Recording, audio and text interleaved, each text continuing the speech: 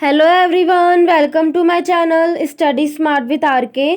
तो ये 30 मार्च की कुमार गौरव सर की करंट अफेयर्स क्लास का रिवीजन है, जिसमें हम उनके 11 करंट अफेयर क्वेश्चंस का रिवीजन करेंगे। आपको क्लास पसंद आए तो प्लीज़ वीडियो को लाइक, शेयर और सब्सक्राइब जरूर कीजिएगा। और इसकी पीडीएफ आपको मेरे टेलीग्राम चैनल पर मिल जाएगी, जिसका लिंक डिस्क्रिप्शन में है। और आज के वीडियो में मैंने थोड़ा सा चेंज किया है कि जो करंट अफेयर के क्वेश्चंस हैं उन सबको एक साथ लिख लिया है, और जो लर्न टॉप वाले जो क्वेश्चन है उन सबको लास्ट में जो है एक साथ, जो स्टैटिक जी के जो टोटल है उसको एक साथ लिख लिया है, ताकि अगर हम वीकली या जो डेली रिवीजन करेंगे तो उसके अंदर जो है इजी होगा। सारा जो करंट का मैटर है वो एक साथ हो जाएगा और स्टैटिक जीके का एक साथ हो जाएगा। तो चलिए स्टार्ट करते हैं। फर्स्ट क्वेश्चन है कि तीसरी खाद्य अपशिष्ट सूचकांक रिपोर्ट 2024 किसने जारी की है। तो खाद्य अपशिष्ट सूचकांक 2024 जो रिपोर्ट है जारी करता कौन है? यूएनईपी, संयुक्त राष्ट्र पर्यावरण कार्यक्रम। क्रम कौन सा है? तीसरा क्रम का है। पहली बार 2011 में ये जारी होती है। नेक्स्ट है कि 2022 के अंदर, अब इस रिपोर्ट में क्या कहा गया है कि 2022 के अंदर जो फूड वेस्ट हुआ है, जो खाद्य अपशिष्ट हुआ है, वो कितने प्रतिशत हुआ है? 19% खाद्य अपशिष्ट हुआ है। मतलब कि 783 मिलियन जो लोग हैं वो भूखे हैं, उसके बावजूद भी जो है 19% जो है इसमें फूड वेस्ट हुआ है। मतलब कि एक तिहाई जो हिस्सा है जनता का, वो खाद्य असुरक्षा में है। और सर्वाधिक जो वेस्ट है वो घरों से हो रहा है। हर साल जो है वो 79 केजी प्रति व्यक्ति भोजन जो है वो वेस्ट हो रहा है। नेक्स्ट है कुछ संस्थाओं की बात करें। पहला है WTO, इसकी स्थापना 1 जनवरी 1995 में होती है, हेडक्वार्टर जिनेवा में है। फिर है WWF, हेडक्वार्टर ग्लान में है, लोगो इसका है जियान पांडा और स्थापना 1961 में होती है। WEF की स्थापना 1971 में होती है, हेडक्वार्टर जिनेवा में। बैठक होती है इसकी बहुत ही फेमस बैठक है दावोस, स्विट्जरलैंड में। UNEP की स्थापना 5 जून 1972 को होती है, हेडक्वार्टर इसका नैरोबी, केन्या में है। नेक्स्ट क्वेश्चन है कि मौसम संबंधी उपग्रह यूनहाई 3 किसने लॉन्च किया है। तो यूनहाई 3 मौसम संबंधी उपग्रह चीन ने लॉन्च किया है। कौन से रॉकेट से? लॉन्ग मार्च 6 से। इनसैट 3DS जो उपग्रह है वो भी मौसम संबंधी उपग्रह है, जिसको GSLV F-14 से लॉन्च किया गया है। चीन की राजधानी क्या है? बीजिंग है। यहाँ पर शंघाई शहर है जो कि यांगटीसी नदी के किनारे है। मुद्रा क्या है? रेमनबी या युवान है। नेक्स्ट क्वेश्चन है, मेक इन इंडिया पहल के तहत गुरुग्राम में किसने एयरोस्पेस सर्विसेज इंडिया लॉन्च की है। तो एयरस्पेस सर्विसेज इंडिया कंपनी जो है उसकी स्थापना गुरुग्राम हरियाणा में की गई है। मेक इन इंडिया पहल के तहत की गई है। इसमें जो है भारत की हेल्प किसने की इस स्थापना में? इजराइल ने। और इसका जो यहाँ पर जो निर्माण होने वाला है वो किसका होने वाला है? अब्र मिसाइल का यहाँ पे निर्माण होगा, जो कि MRSAM है, मतलब कि मीडियम रेंज की मिसाइल है और सरफेस टू एयर में वार करने वाली मिसाइल है। इजराइल के एयर डिफेंस सिस्टम का नाम है आयरन डोम। USA का है थार्ड। रशिया का है S-400, ये ट्रायम्फ भी बोलते हैं। भारत के एयर डिफेंस सिस्टम की बात करें तो 2 आते हैं, एक तो आता है समर और एक आता है वशारोध। समर तो surface to air defence system है, और वशारोध जो है वो सबसे कम दूरी की वायु रक्षा प्रणाली है। नेक्स्ट क्वेश्चन है, अडानी समूह ने दुनिया के सबसे बड़े एकल स्थान वाले तांबा विनिर्माण संयंत्र का उद्घाटन कहाँ पर किया है। तो कहाँ पर किया है? अडानी समूह के द्वारा किया गया है। सबसे बड़ा एकल स्थान वाला है गुजरात का मुंद्रा स्थान जो है, वहाँ पर इसका उद्घाटन किया गया है। और इसकी जो क्षमता है वो फिजिकल ईयर 2029 जो है उस तब तक 1 मिलियन टन वर्ष होने वाली है। ठीक है, उद्देश्य इसका क्या है? तांबा का जो आयात है उसको कम करना। और अदानी समूह की जो कंपनी कौन सी है? ये कच्छ कॉपर कंपनी है। नेक्स्ट क्वेश्चन है कि हाल ही में दिवंगत व्यवहारिक अर्थशास्त्र के प्रणेता और नोबेल पुरस्कार विजेता डैनियल कानमैन का संबंध किससे है। तो डैनियल कानमैन, इनका जन्म जो है तेल अबीब इजराइल में हुआ है। इनका निधन हो चुका था, जन्म जो इनका तेल अबीब इजराइल में हुआ था और इनका जो है निधन हो चुका है। और ये व्यवहारिक अर्थशास्त्र के जो है जनक थे। इनको 2002 के अंदर जो है नोबेल अवार्ड मिला है। और इनकी बहुत ही फेमस बुक कौन सी है? Thinking fast and slow. Next question है, दुनिया के पहले ओम आकार के मंदिर का उद्घाटन कहाँ हुआ है। तो ओम आकार का मंदिर ये विश्व का पहला है। कहाँ पर उद्घाटन हुआ है इसके? राजस्थान पाली जाडन गांव के अंदर, नागर शैली में ये बना है। 2000 इसमें स्तंभ है, 135 फीट की ऊंचाई है और गुरु माधवानंद जी जो है उनकी समाधि का मंदिर भी यहीं पे है। अब अपन मंदिर की शैलियों की बात करते हैं। जो नॉर्थ इंडिया है वहाँ के जो मंदिर होते हैं वो नागर शैली में होते हैं, साउथ इंडिया के मंदिर द्रविड़ शैली में होते हैं और नॉर्थ इंडिया और साउथ इंडिया के जो बीच का एरिया है उसके जो मंदिर है वो बेसर शैली के अंदर होते हैं। अब राम मंदिर की बात करें, ये कहाँ पर बना है? अयोध्या के अंदर। इसका जो प्राण प्रतिष्ठा कार्यक्रम है 22 जनवरी को हुआ था। इस मंदिर के वास्तुकार कौन है? श्री चंद्रकांत सोमपुरा। शैली कौन सी? नागर शैली में ही बना है। और मूर्ति के वास्तुकार कौन है? श्री अरुण योगीराज। नेक्स्ट क्वेश्चन है, अदानी स्पोर्ट्स ने 3,350 करोड़ में किस राज्य के गोपालपुर पोर्ट का अधिग्रहण किया है? तो किसका? कहाँ पर? उड़ीसा में। उड़ीसा के अंदर है गोपालपुर पोर्ट, उसका अधिग्रहण किया किसने? अदानी पोर्ट्स ने।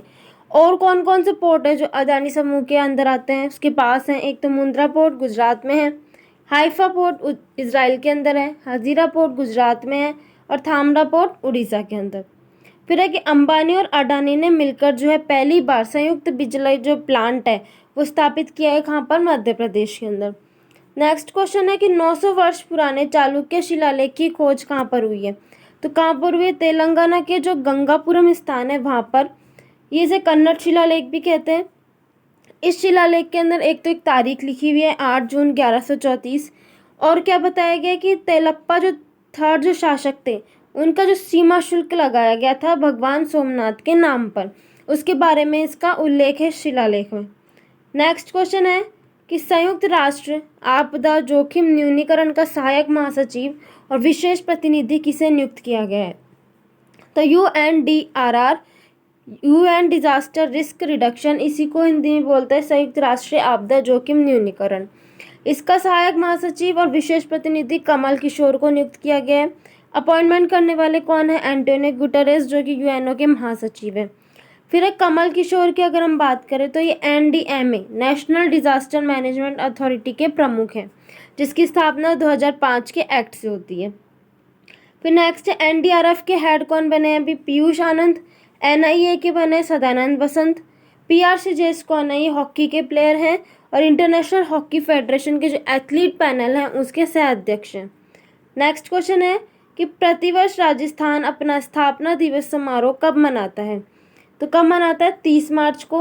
राजस्थान की पहले की अगर हम बात करें तो उस समय 19 रियासतें, 3 ठिकाने और 1 केंद्र शासित प्रदेश था और राजस्थान का एकीकरण जो है वो 7 चरणों में संपन्न हुआ था। पहले चरण की तारीख क्या है? 18 मार्च 1948। दूसरे चरण की 25 मार्च 1948। तीसरा 18 अप्रैल 1948। चौथा 30 मार्च 1949। पांचवा चरण 15 मई 1949।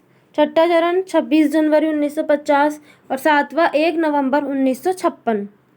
नेक्स्ट क्वेश्चन है विजय छेत्री लैटिन अमेरिकी क्लब FC के साथ अनुबंध करने वाले बने पहले भारतीय फुटबॉलर। अब लल्लन टॉप वाले क्वेश्चन देखते हैं। 2023 का नोबेल अवार्ड अर्थशास्त्र का किसे मिला है? क्लाउडिया गोल्डन को। ये USA के हैं। अर्थशास्त्र में नोबेल अवार्ड पाने वाले पहले भारतीय कौन है? अमर्त्य सेन। 1998 में इनको मिला। वेल्थ ऑफ नेशन बुक किसकी है? एडम स्मिथ की। भारत के मुख्य आर्थिक सलाहकार का नाम क्या है? अनंत नागेश्वरन। मिशन और उपग्रहों की बात करें, इनसैट 3DS GSLV F14 से लॉन्च किया गया है। आदित्य L1 PSLV C57 से। चंद्रयान 3 LVM 3 M4 से। एक्सपोसैट और पोइम 3 को PSLV C58 से। NVS 01 को GSLV F12 से और GSAT 20 को फाल्कन 9 रॉकेट से लॉन्च किया गया है। अब इसराइल के बारे में बात करें तो इसराइल में हमने जो है ऑपरेशन अजय चलाया था, वहाँ पे फंसे हुए भारतीयों को निकालने के लिए। इसकी संसद का नाम क्या है? नीसेट है। यहाँ की वायु रक्षक प्रणाली कौन सी है? एयर डिफेंस सिस्टम आयरन डोम है। और फिलिस्तीन अथॉरिटी के PM कौन है? मोहम्मद मुस्तफ़ा। अब मेन है इसराइल का ये मैप, ये आपको याद होना चाहिए।